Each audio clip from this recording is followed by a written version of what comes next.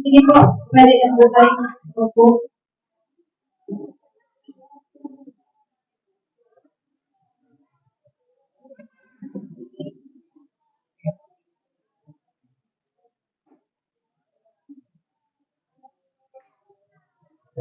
Amen. Bago po tayo tuluyang mag-aral na salita, bago po natin busugin yung ating spiritual nandito po ako sa inyong harapan para po magpapagod sa kabutihan na ginawa ni Diyos sa mga buhay. At before po na mag-start ako, gusto ko po mag-share lang ng isang verse sa inyo na kung saan pinangahawakan ko siya una pa lang. Ito yung pangako ng Panginoon na kapag nahihirapan ako, kapag nawawala ako sa landas patungo kay Jesus, ito yung salita na pinangahawakan niya. Sa Jeremiah chapter 29 verse 13, sabi niya to Lord, kapag ako'y inyong inyanap, ako'y inyong matatagpuan kung buong puso ninyo ang hanapin. Amen. Ayun po yung pangako ng Panginoon sa ating mga buhay kapatid. Kaya po, sa umaga na ito, mag-start na po ako sa pagkatoon na ginawa ng Diyos sa buhay ko. Sa mga hindi pa po nakakilala sa akin, ako po si Sister Mawen. At isa din po ako ng leader dito sa church na to, dito sa simbahan na to.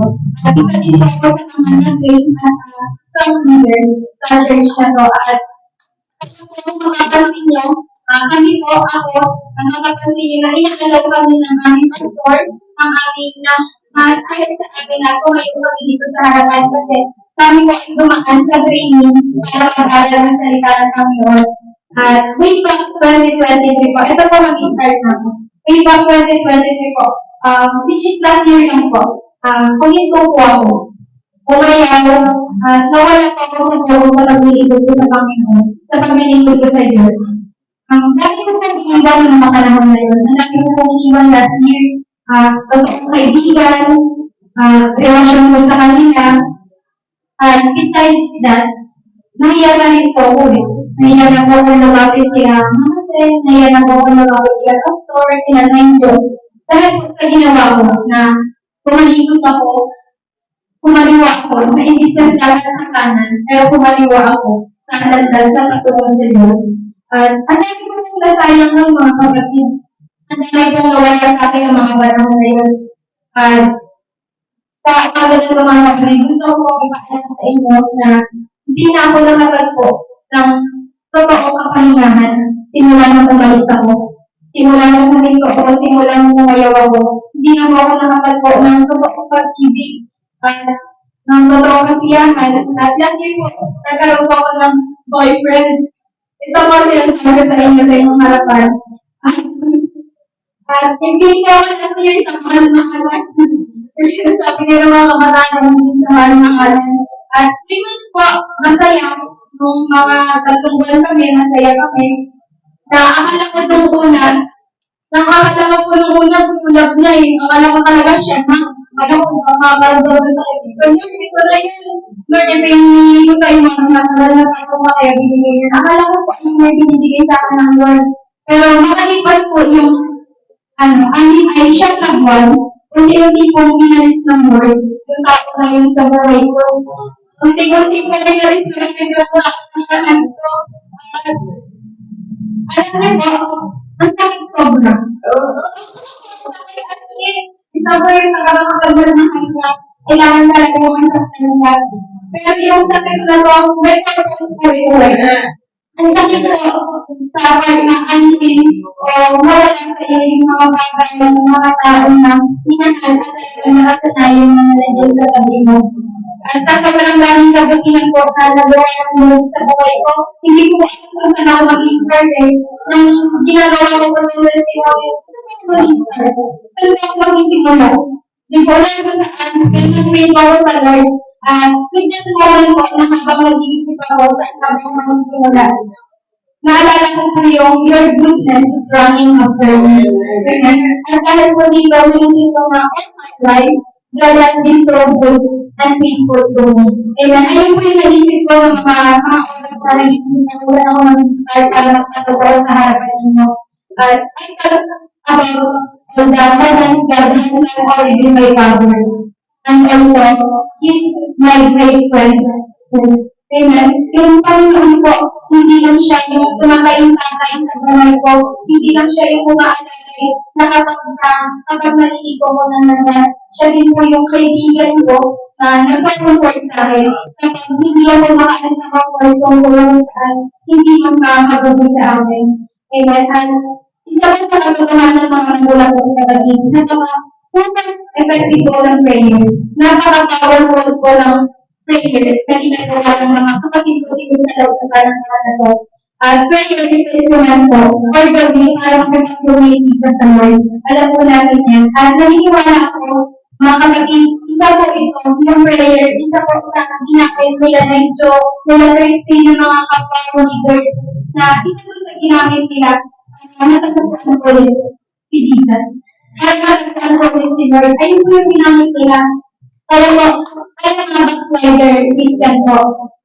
Katulad po na sinabi ko kanina, tumingin ako, humito ako, nawala ako. At maraming nagkakataon po talaga sa buhay ko, humito po, umayaw, napagod, nawala.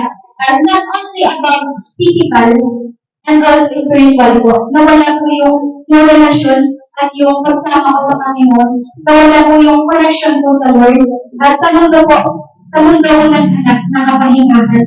Akala ko makakatulong sa pagloko. Akala ko makakatulong sa emotional ko na kapag nag-broken ako, akala ko dito ako makakatanggap ng kapahingahan. Pero hindi po pala. Isa po kasagutan yun. Kaya kakasap po namin sa pagmagtatay tayo, hindi pala. Hindi dito yung totoo kapahingahan. At after po, pagkatapos ng lahat nangyari, hindi ako iniwan ng Lord, mga kapatid. Hindi ko ako pinabayaan ng Lord. Lagi ko pong naririnig sa lola ko kapag po magagawain kami sa bahay. Sinishare niya lagi nila friendly. Masaya daw siya kasi nakikita niya ako na nandito ulit ako ngayon. At yung kasiyahan po ng lola ko, bakit yung kasiyahan na nararamdaman ko? Kasi, andito pala yung totoo kapahingahan. Nakakala ko nandun sa kaibigan ko sa labas, nakakala ko nandun sa mga kaklase ko, nakakala ko nandun sa mga kaibigan ko sa tindor. Hindi pala, nasa bakot pala, nasa tinuris pala, yung totoo kapahingahan, yung totoo kaibigan na ibinigay sa akin ng Lord, na kung saan iniwan ko dati. Na kung saan nag-cause ako ng disappointment sa sarili ko na hindi ko rin sila eh. Maski yung pastor na sabi sa akin na, babalik ka na? Natatanggap ako ng ganun salita sa pastor kasi nga, alam ko na kung gano'n siya nasaktan, alam ko kung gano'n ko siya na-disappoint nung mga panahon na wala ako. At alam ko na po, nung habang nagsasalita yung lola ko, na habang nagsasalita siya, natuwa daw siya kasi nandito na ako ulit. Alam niyo ko yung nasa isip ko, purihin ang Diyos. Purihin ang Diyos sa buhay nila, Tracy, sa buhay nila na Diyos. Dahil pinag-pray nila ako eh. Alam ko po yun na kahit hindi ko sila nakikita na nananangin ng sa akin, nararamdaman ko po, dahil yung pagkilos ng Lord ay kumikilos po sa buhay ko. At kailan nga ba ko bumalik ulit? Bumalik ko ng mga panahon, nasaktan ako, bumalik ako ng mga panahon, lumuha. At napili ko na, parang wala na akong balik sa mundo.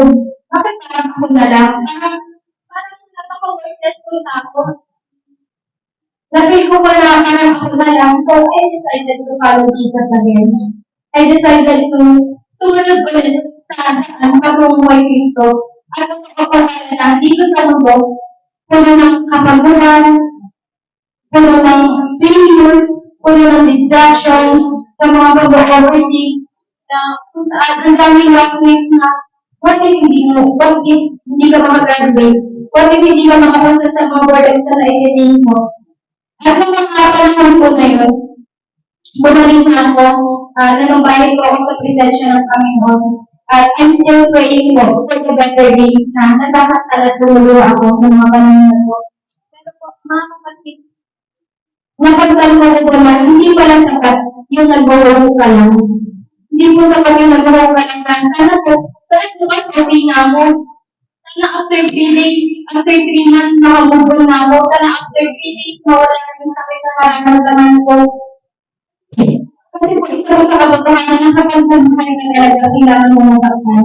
Depende po yung sa tao, mga kapatid. Pero kapag sa Diyos Diyos na nagmahal, aalisin niya lahat ng goodwill. Para sa proseso na mayroong kainan ko. At kung mga panahon ko yun na nakapagpapag ko na sa nabukas, okay na. Sa Lord, sa nabukas wala ng sakit. Sa Lord, sa nabukas wala ng pilot sa puso ko. At kailangan pala, may pananampalataya ka sa Diyos. Hindi basta nag-uhong ka lang, at kailangan pala, meron kang faith sa God. At isa ko sa purpose ng testimony ko na to, yung ginawa ko pagbabago ng words sa buhay ko. Dahil ko meron na naman, ay natakot ako namatay physical, bakit hindi ko ay namatay yung relasyon ko sa kanya. Kasi kung namatay, walang devotion, walang prayer, bago matulog, walang prayer, bago kumain, walang prayer. At super down na down po ako sa mga panahon na yun, ako may past love life po. At yung love life na yun, akala ko dahil hindi mag-prepare, pero ngayon wala na. Ibalis na sa ng Lord. Kaabang dati akala ko siya na, pero hindi pala. Ganun po yung pinaisip sa akin. And then po, maraming times na sa buhay ko na umiyak ako, lumuha ako, pagpasok ako sa school, iniisip ko na ang sakit-sakit pa rin, kapag nakikita ko siya, ang sakit-sakit pa rin. Pero ang buhay ko, at inakit ko dito ng tita ko, nung umiyak ako sa kanya ng gabi, inakit ko ako dito ng tapos, dinala niya ako dito sa mga tao, hindi ka na ba sa iyong word. Dinala niya ako nila Christine, nila Bianca, hindi ka lang nila sa iyong word. Hindi ka nila i-judge. At ang dahil ko sobra, nakaiklabuli po yung mga yan. Kahit po po, bully talaga yung mga yan. Pero po, yung ang daan magkwento sa kanila, na walang judgment, hindi tulad sa ibang tao na kapag magkwento ka, ayoko na, nagsasaktan na ako. Ang feedback sa'yo, yung kasi kasalanan nila. Sa kanila na hindi, malalaman ko doon. Diba? Ang daan po na magkwento sa buhay nila. Na dahil po, kasama nila yung Lord eh. May gabay sila ng Diyos na kapag nagkwento ako sa kanila. At kinabukasan po, Sunday po nung dito po ako natulog. At habang nag-praise and worship po ng Sunday ngayon, iyak po ako ng iyak. Pinaisip sa akin ng Lord na, sige, ibuhos mo lahat. Sige, iiyak mo lahat. Alisin mo lahat ng sakit na nararamdaman mo. Iniyak ko yung lahat as in. Kahit ko na magaling yung bata ko sa worship ng yung bata ko magaling yung bata ko. Kasi may sakit na nararamdaman tayo. May kapagulan sa puso mo. At after ko nun ang daan, nawala yung bigat. Doon ko napatunayan sa inyo na totoo ang pangako niya. Katulad ko na sinabi ko sa Jeremiah 39:13 na kapag hinanap natin siya, matatagpuan natin kung gusto natin siya mahanapin. Ayun po na kapag hinanap natin siya, hanapin po natin yung Panginoon mga kapatid. Hanapin po natin yung totoo, yung gusto natin na iharap natin sa Diyos na nagsusumamo talaga tayo. At honestly po, hinanap ko talaga yung word ng mga Panginoon. Yung presence niya, yung love na meron siya sa akin, na never nagbago, na ako lang naman yung mismo, yun ang alis, at nagtanggal ko sa sarili ko. At binala ko po yun eh. Ayun po yung isa sa katotohanan na ginawa ko sa Lord, nawala ako, bumitaw ako, napagod po ako, nawala yung relasyon ko sa Kanya. Isang lord na, isang iyak ko lang sa Panginoon, never fails me. Hindi niya po ako binigo. Inatag po niya po ulit ako. At sobrang gaan ko na mag-run sa Lord. Sobrang gaan ko na mag-run sa Lord ng lahat ng mga naranasan ko. Dahil nakita niya yun eh. Alam niya lahat ng naranasan ko. At after po, lahat ng mga naranasan ko sa akin, napalitan ko ng halamanan. Lahat po ng naranasan ko napalitan ng kagalapan. At ngayon po, nandito ako sa inyo mga kapatid ko mula sa ginawa sa akin ng Lord. Na ngayon ako pinangahawakan na ako sa inyo nananatili sa Diyos dahil sa pagkakas ng malakas para sa akin. Kaya, ano man po yung naranasan ko, sobrang kami ko po naranasan almost 1 year before ko umiyak, na kapag nakikita ko siya, yung pasto kapag nakikita ko, hindi ko siya kayang tignan ng mara sa mata.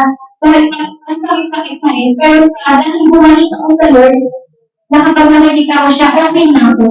Dahil inalis na sa akin ng Lord yung tao na yun eh. Acceptance na lang po yung kailangan ko sa buhay ko na binalang sa akin ng Lord na narigyan ako ng Lord na ay sino na yan sa mga hindi makakatulong mo. May ibang para sa iyo at hindi lang siya yung tao mo sa mundo. Ganun na yung pinag sa akin ng Lord mga nagawala lang natin. Kahit po yan sila Lola po, alam ko yung naging pastor na sa kanila kung hindi happy sa birthday ko po, umiyak ako.